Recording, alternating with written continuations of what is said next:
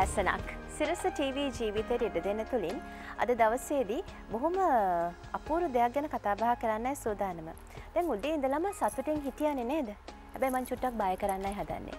පිළිකාව කියලා කිව්ව ගමන්ම බය හිතෙනවා. හැබැයි ඇත්තටම මේ පිළිකාව කියන්නේ භයානක රෝග තත්වයක්ද? මේ පිළිකා රෝගයට දේශීය වශයෙන් ගත්තාම ඖෂධ තියෙනවද? ආයුර්වේදීය ඖෂධ තියෙනවද? මෙහෙම ප්‍රශ්න ගණනාවක් තියෙනවා. පිළිකාවක් හතුරෙකුටවත් හැදෙන්න එපා කියලානේ ප්‍රාර්ථනා කරන්නේ නේද? ඔව්. මගේ ප්‍රාර්ථනාවත් ඒකම තමයි. කාටවත් එවැනි රෝග තත්වයකට පත් වෙන්න එපා. මේක තමයි අපේ ප්‍රාර්ථනාව. ඒ ප්‍රාර්ථනාවත් එක්ක අද දවසේදී අපි සූදානම් විශේෂ වෛද්‍යතුමයක් එක්ක කතා බහ කරන්න පිළිකා රෝග තත්වයන් පිළිබඳව දේශීය වශයෙන් ආයුර්වේදයේ වශයෙන් ප්‍රතිකාර ක්‍රම සුවිශේෂී ප්‍රතිකාර ක්‍රම ගැන විමසන්නට. එතුම කියන්නේ සඳහන් කරනවා නම් සීතාවක ඉසි රැජින කියලා කියන්නේ එතුමියට තමයි. සීතාවක පුරවරේ රාජාදි රාජසිංහ රජු සමයේ ඉඳලා පැවතෙන පාරම්පරික වෛද්‍ය පරම්පරාවක 6 වෙනි පුරුක තමයි ඇය. ඉතින් එරුන්දෙනියේ පාරම්පරික සර්වාංග ආයුර්වේද වෛද්‍ය විශේෂ ප්‍රනීමා දර්ශනී වෛද්‍යතුමියත් එක්කයි අද දවසේදී අපි කතා බහ කරන්නේ. අයබන් ડોක්ටර් බොහොම ආදරෙන් පිළිගන්නවා. අයබන්. මුලින්ම අහන්නම් ඇත්තටම මේ ආයුර්වේදයට අනුව පිළිකාව කියලා කියන්නේ මොකක්ද ડોක්ටර්? ඔව් සමන්ති.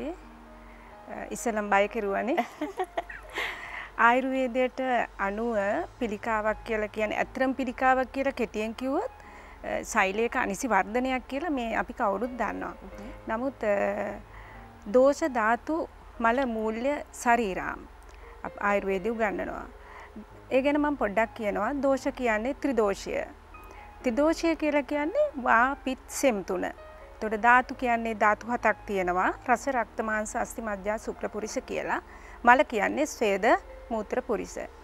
මේ ශරීරයේ මුල් අරටුව තමයි මේ ශරීරයේ නැමැති ගහේ මුල් අරටුව තමයි ත්‍රිදෝෂය ධාතු හත. එතකොට ත්‍රිදෝෂය සම දෝෂ සමක්‍රියා.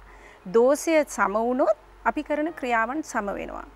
එතකොට වාත දෝෂය, පිත් දෝෂය, කප දෝෂය කිපුණු තැන රස රක්ත මාංශ මේ කියන සප්ත ධාතුව දූෂණය වෙනවා. දූෂණය වීමෙන් ශරීරය නිර්මාණය වෙන්නේ විෂ කොටස් එකතු වෙලා. දූෂිත විෂ කොටස් එකතු වෙලා. එතකොට අපේ මේ ශරීරය හැදිලා තියෙනවා ශෛලය, පටක, ඊළඟට ඉන්ද්‍රියන්, ඊළඟට පද්ධති, ඊළඟට ශරීරය. එතකොට ශෛලයක් අකර්ණම්‍ය වුණොත් එතන ඉඳලා පටකය අකර්ණම්‍ය වෙනවා. ඊට පස්සේ ඉන්ද්‍රිය අග්න්‍යාසය, පිත්තාසය, ආමාශය මේවා අකර්ණම්‍ය වෙනවා. අකර්ණම්‍යලා මුළු පද්ධතියක්ම අකර්ණම්‍යතාවයට පත් වෙනවා. පත් වෙලා ශරීරය බිඳ වැටෙනවා. ඉතින් සමන්තේ අපේ මේ පිළිකාව පැතිරී යාමක් සිද්ධ වෙනවා. අපේ ආයුර්වේදයේ උගන්වනවා ඡය, කෝප, ප්‍රසර, ස්ථාන සංශ්‍රය, ව්‍යක්ති ભેද කියලා. ඒතර ප්‍රසර අවස්ථාවේදී මේ අනියම් ආකාරයට වැවිලා යන ශෛලය ප්‍රසර වෙනවා, පැතිරෙනවා. දැන් මේ රෝගේ පැතිරිලා කියනවා. එතකොට වෙන්නේ අර ගංගා වැහි ජලය පිරීලා බැම්මක් කඩාගෙන යනවා. එන්නේ විදිහට මේක යම්කිසි ස්ථානයක මේ දෝෂය ප්‍රකට වෙනවා. මේ පිළිකාව හැදෙනවා. හැදිලා ඊට පස්සේ මේක ප්‍රසර වෙනවා. අර බැම්ම කඩාගෙන යනවා වගේ තවත් ස්ථානයක් කරා යනවා. ඒ ගිය අවස්ථාවේදී තමයි අපි කියන්නේ මේක දැන් රෝගය පැතිරිලා කියලා. ඉතින් පිළිකාවක් කියලා කියන්නේ යම් කිසි ස්ථානයක අකර්ණම්‍ය වෙච්චි ශෛලයක් ඒ ස්ථානයේ දෝෂය ප්‍රකට වෙලා ඊට පස්සේ ඒක ගෙඩියක් නැත්තම් ඒ ස්ථානයේ අකර්ණම්‍යතාවයක් ශෛලක විකෘතියක් ඇති වෙලා ඒක තවත් ස්ථාන කරා ඉතා ඉක්මනින් පැතිර යාමකට අපි පිළිකාවක් කියලා අපේ දේශීය වෛද්‍ය ක්‍රමයේ හෙළවෙදකමේ හඳුන්වනවා. හොඳයි. මේ මොහොතේදී ඔබටත් තියෙනවා නම් යම් ගැටලුවක් පිළිකා සම්බන්ධව විමසන්න අපි ආරාධනා කරනවා සිරස TV ජීවිතයට ඉඩ දෙන්නට. දැන් කතා බහ කරන්න පුළුවන්කම දිනවා 0114 33 44 44. ඒ වගේම 0114 33 44 66. එතකොට ડોක්ටර් තව ප්‍රශ්නයක් අහන්න ඕනේ. අර මම පටන් ගන්නකොටම පොඩක් බය කරානේ පිළිකාව කියලා. ඇත්තටම මේ පිළිකාවට අපි බිය විය යුතුද? පිළිකාවකට බිය විය යුතුද? එතකොට අනිත් රෝග? අනිත් ඒවාට බයයි ඉතින්. මේකට බය වැඩි. බය වැඩි වෙලා තියෙන්නේ ඒක පිළිකාව කියලා අපිව බය කරලා. පිළිකාව මොකද අද මම ගොඩාක් වෙලාවට දකින්නේ පිළිකාවක් කියලා කිව්වා මේක ඇත්තටම සුව වෙන්නේ නැහැ. ගොඩාක් අපි දකිනවා. සුව වෙලා නැහැ. පිළිකාව කියන්නේ තෙම්බිරිස්සා වගේ එකක්. මම දකින්නේ. ඇත්තටම පිළිකා මම අර ඉස්සෙල්ලා කිව්වනේ ඡය කෝප ප්‍රසර අපිට මුල් අවස්ථාවේදී පිළිකාවක් හඳුනාගත්තොත් ඉතාමත් ඉක්මනින් අපි ළඟ තියෙනවා ප්‍රතිකාර කරන්න. නමුත් අර ප්‍රසර අවස්ථාවේදීත් තියෙනවා. මේක සුව කරන්න බැරි අවස්ථාවේදීත් අපිට පුළුවන් යම් තාක් දුරට හෝ මේක සුවපත් කරගන්න. නමුත් මේක අපිට අද තියෙන තත්ත්වය අනුව මේ ප්‍රතිකාරය කරගන්නට නොහැකි වියාම අපේ අවාසනාවක්. අපේ අභාග්‍යයක් කියලා තමයි මම කියන්නේ.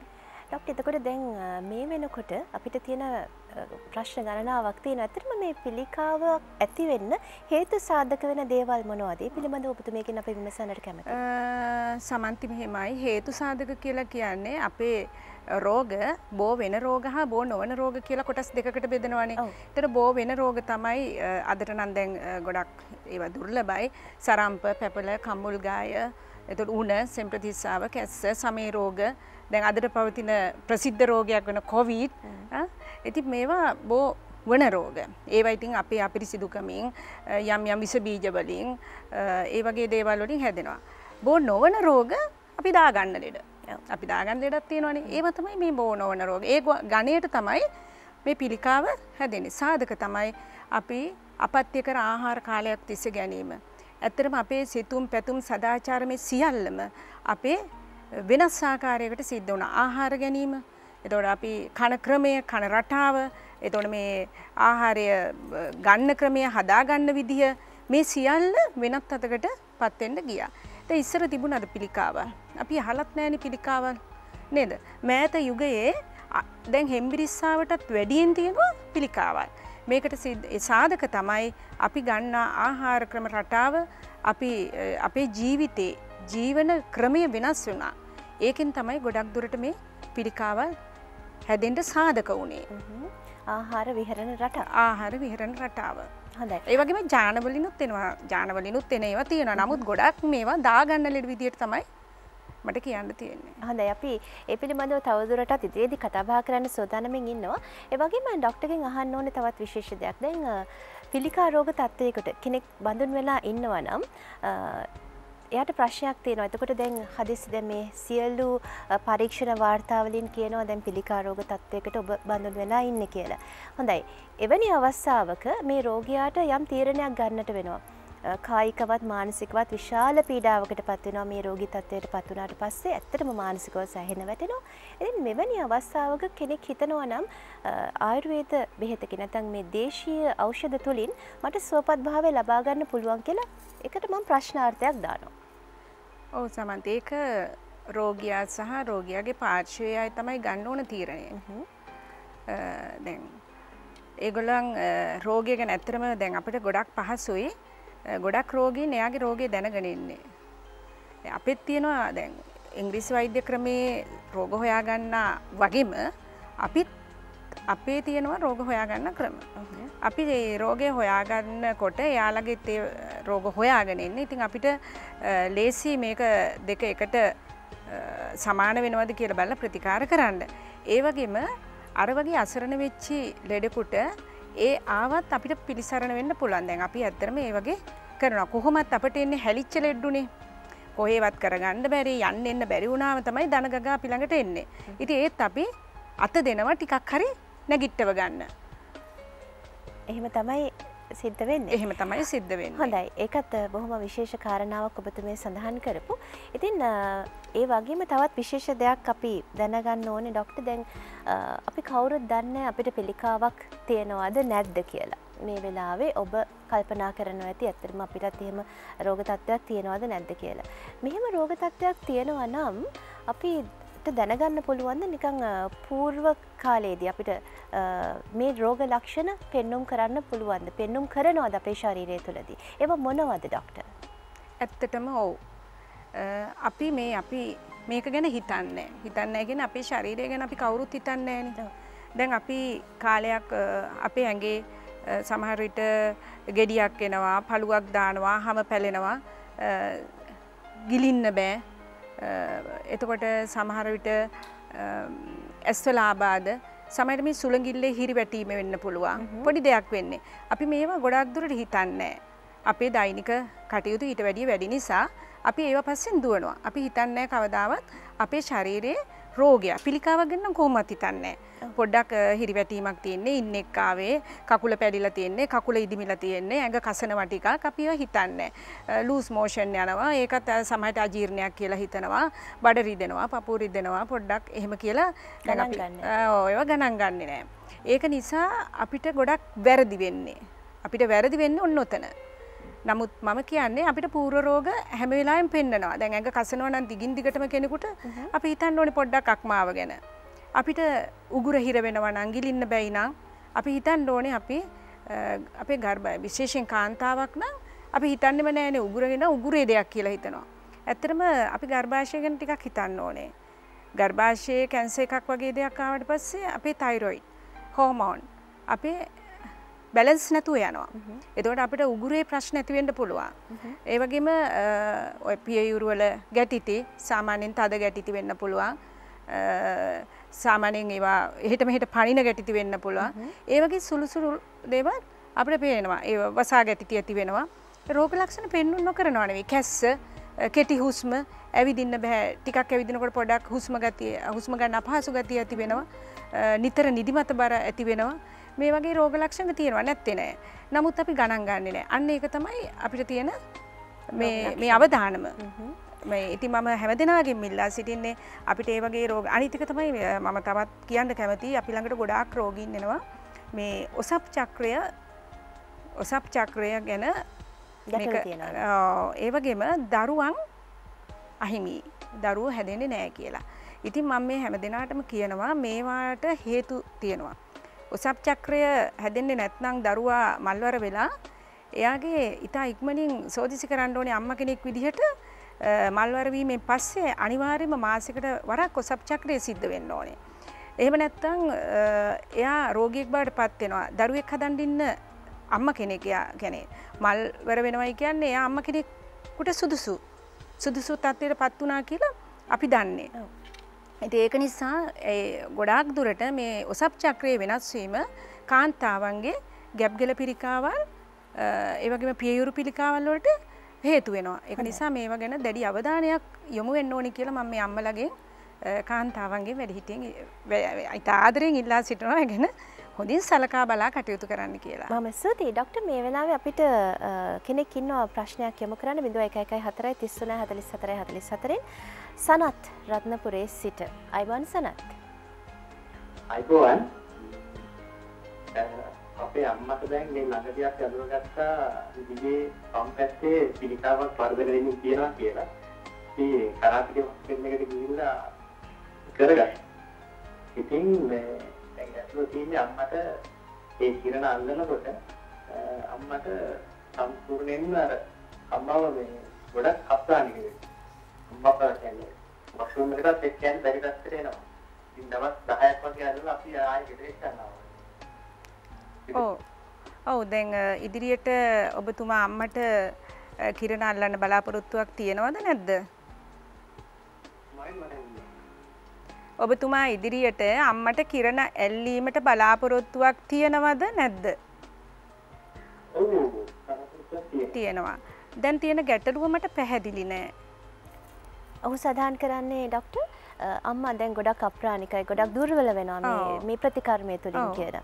ඉතින් ඒ හින්දා ගැටලුවක් අපිට ඒකට ප්‍රතිකාරයක් කරන්න පුළුවන්. අම්මාව දුර්වල වෙන එක වළක්වන්න ප්‍රතිකාරයක් කරගන්න අපිට පුළුවන්. දේශීය වෛද්‍ය ක්‍රමයෙන් හෙළවෙද ක්‍රමයෙන් අම්මට ඉදිරියට ඔයාලගේ කිරණ ටික අල්ලාගෙන යන්න ශක්තිය අපිට දෙන්න පුළුවන්. ඒකට බය වෙන්න එපා. හොඳයි, ඒක ඊටමත් වටින කාරණාවක්. ડોක්ටර් එතනදී අපි චුට්ටක් ඒ පැත්තට දැන් යමු වෙනත් සූදානම්ෙන් ඉන්නවා. ඇත්තටම මේ ප්‍රතිකාර ක්‍රමය ඔබතුමිය ළඟ තියෙනවා මේ සුවිශේෂී ප්‍රතිකාර ක්‍රමයක්. අපි මේ පිළිබඳවත් දැනගන්න සූදානම් වෙනවා. එතකොට ડોක්ටර් එක තැනකදී ඔබතුමේ සඳහන් කරා මේ ඉන්නන් ලප කැලල් මේ දේවල් ගැන අවධානය යොමු කරන්න කියලා. විශේෂයෙන්ම මේ නියපොතු සම්බන්ධයෙන් දුර්වර්ණ වීමක් සිදු වෙන දැන් සාමාන්‍යයෙන් කාන්තාවන් විදිහට අපේ රූපලාවන්‍ය ක්ෂේත්‍රයට බොහොම කැමතියිනේ. ඉතින් ඒ නිසා මේ මූණේ හරි බෙල්ලේ හරි ඇහැ ළඟ හරි ඉන්නෙක් හරි આવොත් අපි ඒක ඉවත් කරන්න බලනවා. මේක ඊතරම් සුදුසු නැද්ද ඔබතුමේ සඳහන් කරපු විදිහට? මම එක හෙලාම කියනවා ඇත්තටම සුදුසු නැහැ. මොකද අග්න්‍යාසය වගේ පිළිකා රෝග තත්ත්වයන් තියෙනකොට ඉන්නම් හට ගන්න පුළුවන්. අනිත් එක අක්මා රෝගීන්ගේ වගේ විශේෂයෙන් නියපොතු වල අවර්ණ නියපොතු දි รา යාම ඒව ඇති වෙන්න පුළුවන් ලේ හිඟකම නිසා. ඒ නිසා වෛද්‍ය පරීක්ෂණයකින් හරේ ඒ වගේ හොඳට දැනගෙන මේ කාරණාවලට නියැල වෙනවා නම් ගොඩාක් මම කැමතියි. මොකද ඒක ගොඩක් අපිට අහිතකර වෙන්න පුළුවන්. සමහර විට ඒ තුලින් යම් දෙයක් වෙලා ජීවිතය සමහරට විනාශ වෙන්න පවා බැරි වෙන්නේ නැහැ. නිසා අපි ඒකට කල්පනාකාරීව කටයුතු කළ යුතුයි කියලා මම කියනවා. ඒ වගේම ડોක්ටර් දැන් ශරීරයේ ඕනෑම තැනක මේ පිළිකාවක් වර්ධනය විය හැකිද? මේකත් එක ප්‍රශ්නයක් අපේ ජීවිතේට එන. ඇත්තටම අපේ ශරීරයේ කෝටි ප්‍රකෝටි ගණන් සෛල තියෙනවා. මම කියන්නේ ශෛලයක් අනිසි ලෙස වර්ධනය වීමක් තමයි පිළිකා කියලා. එහෙනම් අපේ ශරීරයේ මුළු සියල් ශරීරයේම ශෛලනේ තියෙන්නේ සමන්ති නේද? ඒතකොට හිසේ සිට පාදයේ දක්වාම පිළිකා හැදෙන්න පුළුවන්. ඔළුවේ පිළිකා එන්න පුළුවන්, නාසයේ, ගෙලේ, කනේ. එතකොට මුඛ ගත්තාම දැන් ඉස්සෙල්ලා මේ ප්‍රශ්නෙකුත් ආවා දිවේ එන්න පුළුවන්, විදුරු මසේ එන්න පුළුවන්, තොලේ එන්න පුළුවන්, මුහුණේ එන්න පුළුවන්, ගෙලේ එන්න පුළුවන්. ඊට පස්සේ පෙනහළු වල හෘදයේ අග්මාවේ අග්න්‍යාසයේ පිත්තාසයේ බඩවැල් වල ගුද මාර්ගයේ ඊළඟට කලවේ කකුල් වල මේ ආදී සියලුම තැන්වල පිළිකාවල් එන්න පුළුවන්.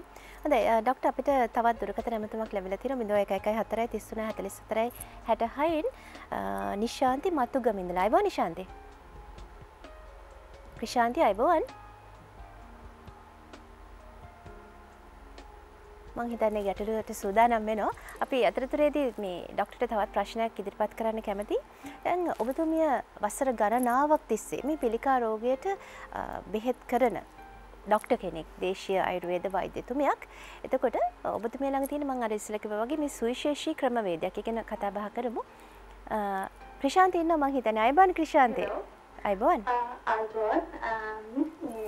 මට බබාලා දෙන්නෙක් ඉන්නවා. මට අවුරුදු 30දී මෙන්සස් නැවතුණා.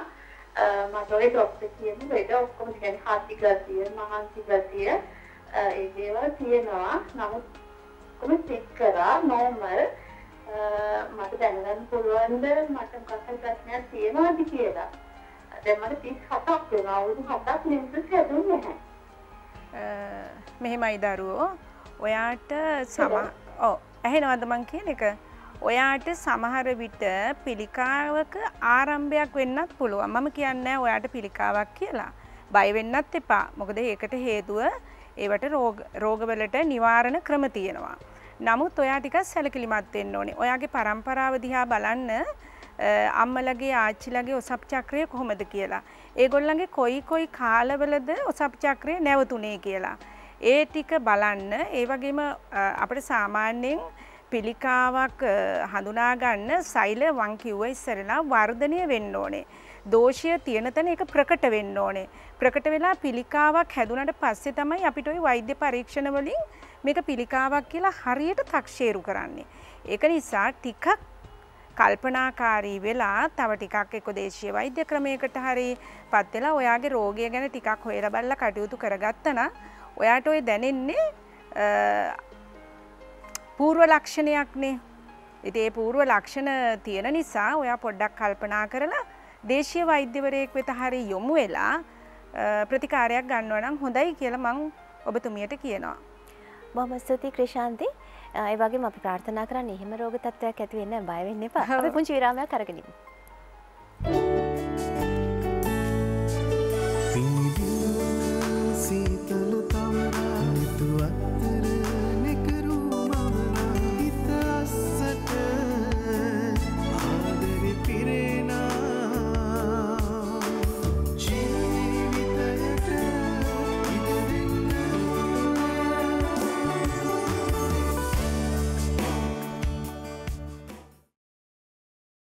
ජීවිතයට ඉඩ දෙන තුලින් අද දවසේදී පිළිකාව පිළිබඳවයි කතා බහ කරන්නේ. දේශීය ඔසු ආයුර්වේදයට අනුව කොහොමද මේ පිළිකාවක් සුව කරගන්න ඔබ කැප වෙන්න ඕනි කියන කාරණාවයි කතා බහ කරන්නේ. ડોක්ටර් දැන් මටත් පොඩි ප්‍රශ්නයක් තියෙනවා. මටත් පොඩි බයක් වගේ ආවා හිතට අර කිව් පූර්ව රෝග ලක්ෂණ වලින් අනේ මන්ද තියෙනවද කියලා. මෙහෙම බයක් සිරස ටීවී නරඹන ඔබේ හිතේ තුලත් තියෙන්න පුළුවන්. හැබැයි ඇත්තටම ඔබතුමිය සඳහන් කළේ අවධානයෙන් ඉන්න කියලා නෙනේ. ඔව්. දැන් ඔබතුමිය තව රෝග ටිකක් කිව්වොත් ඒවත් මට තියෙනවද කියලා කල්පනාව එයි.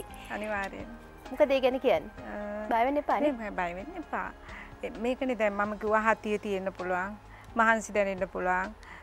හැම මතු පිට එන්න පූර්ව රෝග ලක්ෂණ ටිකක් කිව්වනේ. ඉතින් ඒ වගේ දේවල් ඇත්තටම ඔය සෙම් රෝග අවස්ථාවලදීත් එනවා. සෙම් රෝග තියෙනවා. මේකට කිසිසේත් බය වෙන්න ඕනේ නෑ. මම කිව්වේ අර මොනම රෝගයක් ශරීරයේ තිබුණත් අපි හෙම්බිරිස්සාව හැදුනත් අපි හිතුවේ නැත්තම් ඒක ගණන් ගත්තේ නැත්තම් අපිට නියුමෝනියාව හැදෙනවා. වළක්වන්න බෑ. එහෙම නැත්තම් ඒක නවත්තලා කැස්සක් හරි හැදෙනවා. ඒ රෝගේ නවත්තලා කැස්සක් එන්න පුළුවන්. ඉතින් කොහොමත් රෝග ගැන ඇත්තටම අපි මේ ශරීරය ගැන අවධානයෙන් ඉන්න. අන්න ඒක තමයි කියන්නේ. අවධානයෙන් ඉන්න. හොඳයි. යමුනා අයිබෝවන් අරනායක ඉඳලා යමුනා කතා කරන්නේ. අයිබෝවන්. ඔව් යමුනාගේ ගැටලුවත් ඉදිරිපත් කරන්න පුළුවන්. අයිබෝවන් වෛද්‍යතුමනි. අයිබෝවන්. කතා කරන්න. වෛද්‍යතුමනි මට දැනගන්න තියෙන්නේ මගේ බාප්පා මූත්‍රාශය පිළිකාවකින් නැති වුණා. ඊට පස්සේ මම අය අවුරුදු දෙකක් වෙනවා. ඊට පස්සේ දැන් මාස 7කට කලින් මගේ තාත්තා මේ කොඳුයට දෙවිය පිළිකාවක් ඇතිලා නැති වුණා.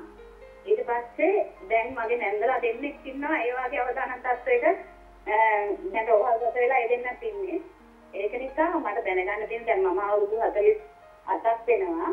දැන් මගේ වයසේ ඉන්න තාත්තගේ සහෝදරයන්ගේ දරුවෝ ඉන්නවා 4-5 දෙනෙක්ම. මේක නිකන් ඥාන වලින් එන දෙයක්ද ඒ සම්බන්ධ තමයි හැමෝටම මේක මතුවනේ මුලින්ම. ඒක අපිටත් බලපෑමක් තියෙනවද කියන එක තමයි. ඒ ගැන අපි මොකද කරන්න ඕනේ කියන එක තමයි ඔබතුමීගෙන් මට දැනගන්න. ඔව් ඉතින් හැම දිනාටම ලේ සම්බන්ධව තමයි රෝගී හැදෙන්නේ. අල්ලපු ගෙදර කෙනාට පිළිකාවක් තියෙනවා නම් අනේ අපේත් පිළිකාවක් තියෙනවද දන්නේ නැහැ කියලා හිතනවනේ. ඉතින් ඒක ගැන එච්චර බය වෙන්න එපා.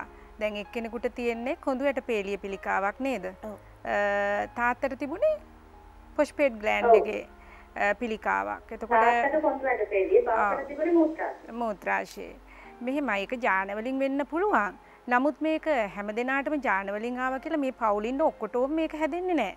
ඒ ගැන බය වෙන්න එපා. අනිත් එක ඒවා වලින් මිදෙන්න අපිට ඕන තරම් අවස්ථාවල් තියෙනවා. ඒක නිසා මම කියන්නේ ඒක ජාන වලින් එනවා නැන්දට හැදුනා. ඔයගොල්ලෝ දැන් ඔයා කරන්නේ ඔයාගේ ඉන්න දරුවන්ටත් ওই බය දීලා. ওই බය නැති කරගන්න. ඇත්තටම පිළිකාවට බෙහෙත් තියෙනවා. ඒක ඔයගොල්ලෝ හොඳින් මතකේ තියාගන්න. බය හිතින් අයින් කරගන්න.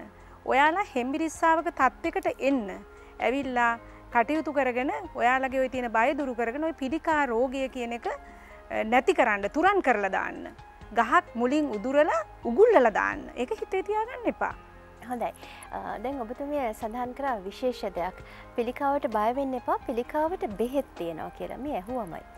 ඇත්තටම මේ පිළිකාවට තියෙන බෙහෙත් ආයුර්වේදයේ විදිහට ඔබතුමිය පාරම්පරික වෛද්‍ය විද්‍යාවේ ඉතාමත්ම දක්ෂ කෙනෙක්. ඒ වගේම බොහෝ රෝගීන් සුවපත් කරපු වෛද්‍යතුමෙක් හැටියට ඔබතුමිය ළඟ තියෙන මේ සුවිශේෂී ප්‍රතිකාර ක්‍රමය පිළිබඳව අපි ඉතාමත්ම කෙටියෙන් හරි දැනගන්න කැමතියි. වෛද්‍යතුමනි. ඔව්. ප්‍රතිකාර ක්‍රමය කියන එක ඉතින් අපිට පිළිකා රෝග එකිනෙකට වෙනස් වෙනවනේ සමන්ති අපි දැන්. එහෙම කිව්වට එතකොට ප්‍රතිකාර පන්තිත් එකිනෙකට වෙනස් වෙනවා. මම සාමාන්‍යයෙන් කියන්නම් දැන් පිළිකාවක් කියන්නේ අනිසි දෙයක්නේ. ඔව්. අනිසි විදිහට සෛලයක් නිර්මාණය වෙලා හැදෙන දෙයක්. එතකොට විසෙන් විසක් වගේ. ශරීරයේ විසෙන් විසක් වගේ තියෙන. එතකොට විසකින් විසක් නැති කරන්න තව විසක් පාවිච්චි කරන්න ඕනේ. දැන් අපි හිතමු කටුවක් කැණුණා කියලා. ඔව්. කටුව ගන්න අපි තව කටුවක් පාවිච්චි කරන්න ඕනේ. එහෙම නේද? එතකොට තුවාලයක් හැදුනොත් තුවාලේ පලා ගන්න ආයුධයක් පාවිච්චි කරන්න ඕනේ. ඒ වගේ මගේ අපේ પરම්පරාවෙත් මේ පිළිකා පිළිබඳ විශේෂ ප්‍රතිකාර පන්තියක් තියෙනවා. ඇත්තටම මම පිළිකාවට ප්‍රතිකාර කරන්නේ ඒ රෝගය ඒ ඉන්ද්‍රියේ ඇති වෙන එහෙම නැත්නම් ඒ සර්වාංගයේ තියෙන පිළිකාවට අදාළව අනුගත වෙච්ච පඨවි ආපෝ තේජෝ වායෝ කියන බාහිර පරිසරයේ තියෙන ගස්වැල් මුල් උපයෝගී කරගෙන අපේ ශරීරයේ නිර්මාණය වෙලා තියෙන්නේ පඨවි ආපෝ තේජෝ වායෝ කියන ඒ ගුණයට අදාළ විදිහට පරිසරයෙන් ගන්නා වූ ඖෂධ තමයි මම එකතු කරගන්නේ. ඉතින් විශේෂය තමයි මම පිළිකා රෝගයට වෙදකම් කරන්නේ පිළිල එකතු කරගෙන. පිළිල. ඇත්තටම ශාකවල හැදෙන පිළිල දන්න ඇති දැන් අපේ ශරීරයේ දැන් අනිසි වුණාම ඒක වෙනත් ශෛලයක් නෙවෙන්නේ. ඒ වගේ මේ ශෛලය මරන්න මම අපි හිතමුකෝ දැන් හැමදෙනාම දන්නවා අඹ ගහ. අඹ ගහේ හැදෙනවා වෙනත් ශාකයක්. වෙනත් කොළයක් වෙනත් අත්තක් යනවා. අපේ පැරණි අය මේක ගෙද්දෙට්ට හොඳ නෑ අගුණයි. ගෙදරට මේක මේ කල දසාව හොඳ නෑ. මම අහලා තියෙනවා කියලා ඒ පිළිල අත්ත කපලා අයින් කරනවා. එතකොට නැත්තම් අර ගහම විනාශ කරනවා. මම සුවපත් කරන්න ගොඩක් යොදාගන්නේ ගස් වල හැදෙන ඖෂධ ශාක වල හැදෙන ඒ පිළිලය තමයි පිළිකාව සුවපත් කරන්න ගන්න ප්‍රධාන ඖෂධය. හොඳයි. අපි ඊළඟ කාරණාත් විමසන්න කැමති. ඊට කලින් අනුරාධපුරෙන් ජානකි අයබෝවන්. අයබෝවන් ડોක්ටර්. අයබෝවන්. කියන්න ඔබේ ගැටලුව. ડોක්ටර් මගේ පුතා මේ වෙද්දින් මහරගම රෝහලේ ප්‍රතිකාර ලබනවා. එයාට පිළිකාව තිබුණේ මොකද්ද? මොලේ පිළිකාව අයින් කරන්න ඕනේ. ඉතින් දෙකේ දිගේ මොකදලා කියලා මේ වෙද්දින් ඉන්ජෙක්ෂන් ගන්නවා. කරන්ට් තල්ලනවා. ඉතින් දැන් මේ ඒකට බේසි වයිඩිකනේ මම තියෙනවා ડોක්ටර් මේ හොඳ කරා. සත්‍යසත්‍යින් පුතා තුන්නාක බලපාලා තියෙනවා කියලා කියනවා. ඉතින් කන්න බොන්න මොනක්ම බෑ තාම සේලයින් දෙනවා.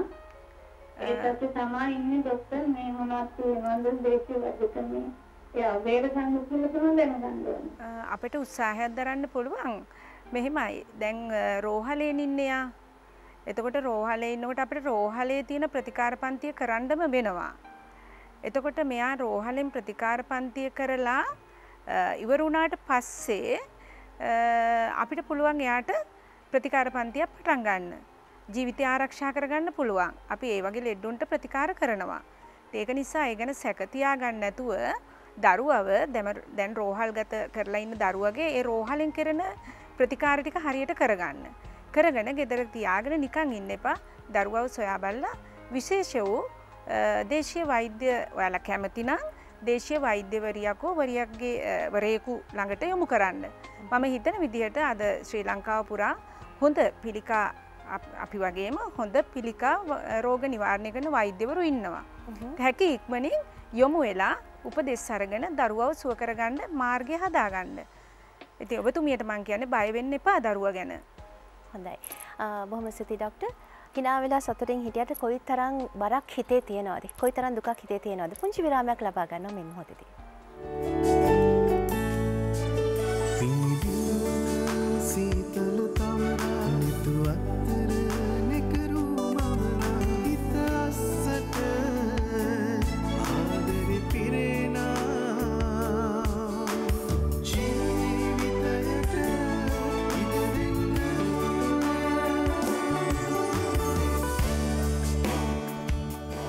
පිළිකාවක් සම්බන්ධයෙන් තමයි කතා කරේ. මේ පිළිකා රෝග තත්වයට ආයුර්වේද ප්‍රතිකාර තියනවාද? දැන් ඔබ දන්නවා ඒ සඳහා ප්‍රතිකාර තියනවා කියලා. අපේ වෛද්‍යතුමිය සඳහන් කළා.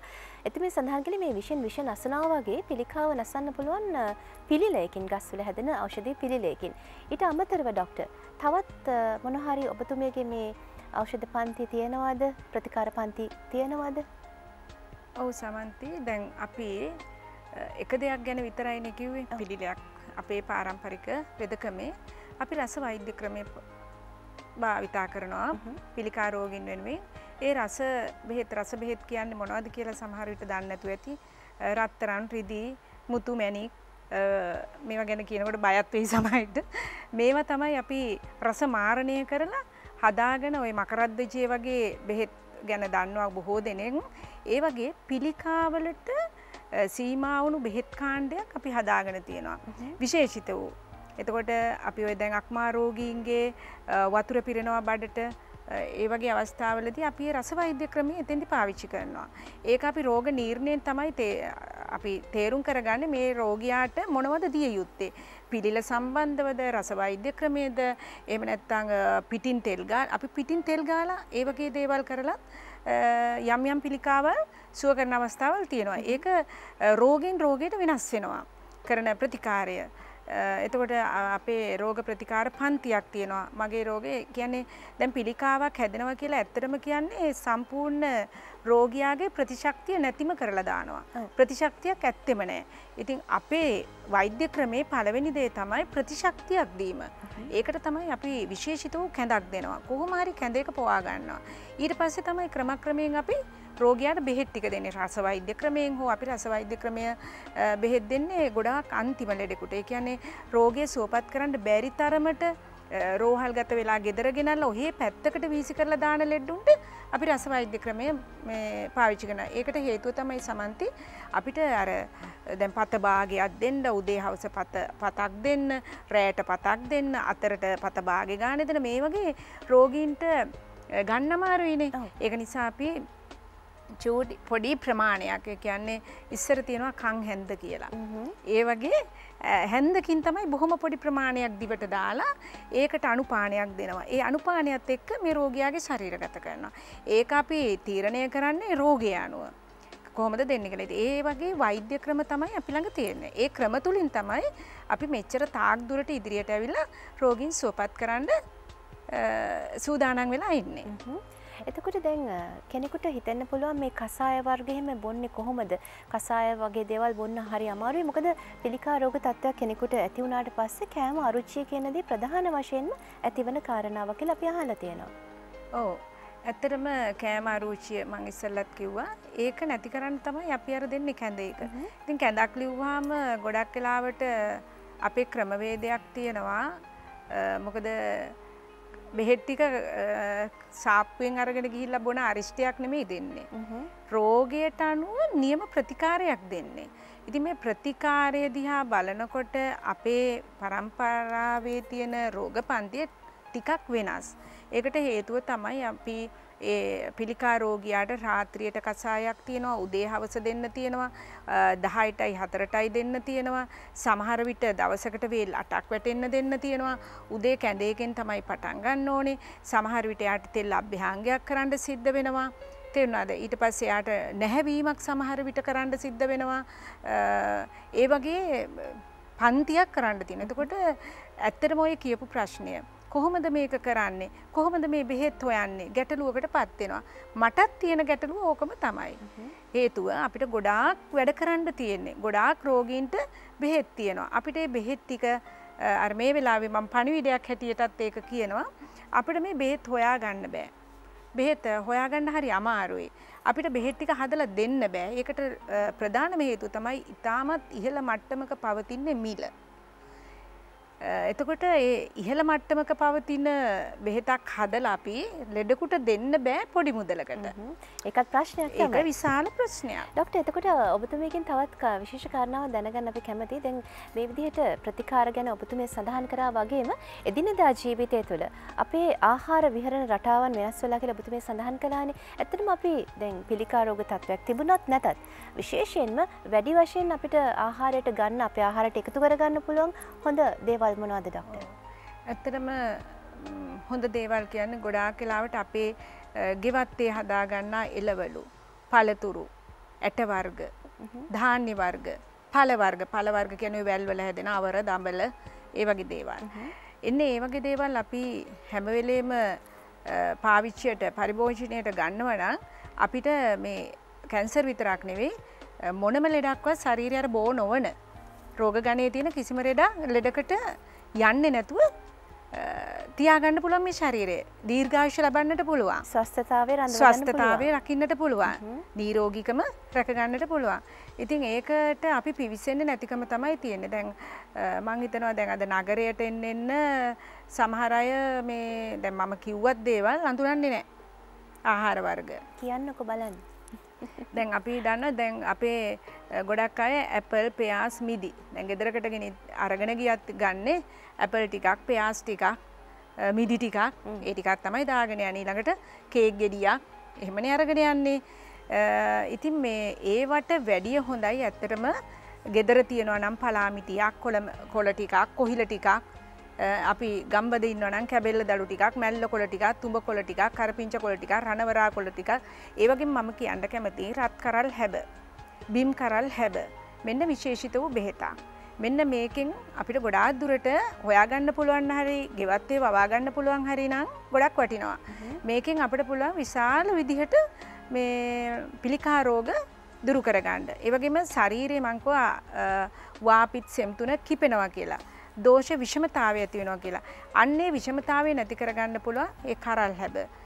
ඒ වගේම වරකා, ජම්බු, නමිනං, වෙරළු, කටුලොවි, ඇම්බ්‍රෙල්ලා මෙන්න මේ වගේ පළතුරු වර්ග ඇත්තටම හරියට වටිනවා. ඒ වගේම තමයි ගඩු ගුඩා, දූරියන් හරිම වටිනවා. දූරියන් පිළිකා රෝගයට ඉතාමත්ම හොඳ පළතුරක්. ඒ වගේ තමයි අපි හැමදෙනාම කහ ග්‍රෑම් 2ක්වත් දවසකට ගන්න පුළුවන් නම් ගොඩක් හොඳයි. ඒ කියන්නේ පිළිකා ශෛල විශාල වශයෙන් විනාශ කිරීමේ ශක්තිය කහවලට තියෙනවා. ඒත් අද බලනකොට සාමාන්‍ය කෙනෙකුට කහ ටිකක් නම් කන්නත් බැරි තත්ත්වයට පත් වෙලා තින්නේ. ඒ වගේම කහ නෑ වගේ නේද? ඒක නිසා මේ කහ අපි කෑමට එකතු කරගන්න ඕනේ. මට තවත් එකක් මේ කියනකොට මතක් වුණා මොනවද 3-5. 3-5ක් තියෙනවා නේද? ඒ කාලේ අපේ ආදී මුතුන් මිත්තන් විසින් හදාගෙන තියෙනවා 3-5. 3ක් දිනවා 5ක් එකතු කරන්න කියලා. ඒගොල්ලෝ ඒ 3-5 දාන්නේ එළවලුවකට අරක තමයි ඖෂධය. ඒකට තියෙනවානේ කොත්තමල්ලි තියෙනවා, සූදුරු තියෙනවා නේද? ඒ වගේ ඖෂධ ටිකක් අරගෙන මේ කලමනා ටිකක් අරගෙනනේ. ඉතින් ඒකෙන් කහ ගන්නවා, උළුහාල් ගන්නවා, කොත්තමල්ලි ගන්නවා. මේ ටික දාලා ඒ වගේම දැන් ඒ කාලේ හැටියට ධාන්‍ය වර්ග එකතු කරනවා. මේ තවත් එක විශේෂයක් කියන්න තියෙනවා මට. 3-5 හදද්දී අපි කොත්තමල්ලි, සූදුරු, එතකොට මේ මොනවාද මේ මුං ඇට ධාන්‍ය වර්ග තියෙනවනේ. ධාන්‍ය වර්ග වලිනුත් ටික ටික දාලා අර මේ පහේ කුඩු ටික හදා ගන්නවා නම් ගෙදර ඉතාමත් වටිනවා. ඒකේ අපි පොඩි ළමෙකුට හරි කෑම වේලක් දෙනවා නම් අර කඩෙන් ගන්න මේ විසකාරකයකට වැඩිය අර ගෙදර හදාගන්න පහේ කුඩු එක ඉතාමත් වටිනවා කියලා මම කියනවා. ඒ වගේම කහ ටික ගෙදර හදාගන්න. කහ ටික ගෙදර හදාගන්න ඒක ඉතාමත් වටිනවා. ඒ වගේ මිරිස් කුඩු ටික ගෙදර කොටා ගන්න, පහේ කුඩු ටික ගෙදර කොටා ගන්න, කොත්තමල්ලි ටික ගෙදර කොටා ගන්න, කොටාගෙන හදාගන්න. අපිට මේ තියෙන ව්‍යසනයෙන් ඉතා ඉක්මනින් බේරා ගන්න පුළුවන් මේ ක්‍රමවේදය අනුගමනය කෙරුවොත්. ඊළඟට ඔය කැබෙල්ල දළු, මැල්ල කොළ, ඒ වගේ දේවල් අනිත් එක මදටිය කොළ ඉතාමත් වටිනා පලා වර්ග විදියට ගන්නට පුළුවන්. තව තියෙනවා මේ කුඹුරේ හැදෙන ශාකයක් ගිරාපලා කියලා. එන්නේ ඒක මේ ආමාශයේ දෝෂ හරියට දුරු කරනවා. ගොඩාක් අය මේ අම්ල පිත්ත රෝගය ગેස්ට්‍රයිටිස් කියලා කියනවා. ඒ වගේ මැල්ලුම් පලා වර්ග එකතු කර ගැනීමෙන් හැබැයි මේ මැල්ලුම් හදනකොට අපි ටිකක් පොල් වැඩියෙන් දාලා හදා ගන්න ඕනේ. එතකොට අර විස අපේ ඇඟේ තියෙන විසක් තියෙනවා නම් ඒක නැති වෙලා යනවා. ඒ වගේ කොළ වර්ග භාවිතා කිරීමෙන් අපිට ගොඩාක් දුරට මේ පිළිකා රෝගය සමනය කරගන්නට පුළුවන්. අහන්න ඉතින් ගොඩක් දේවල් තියෙනවා.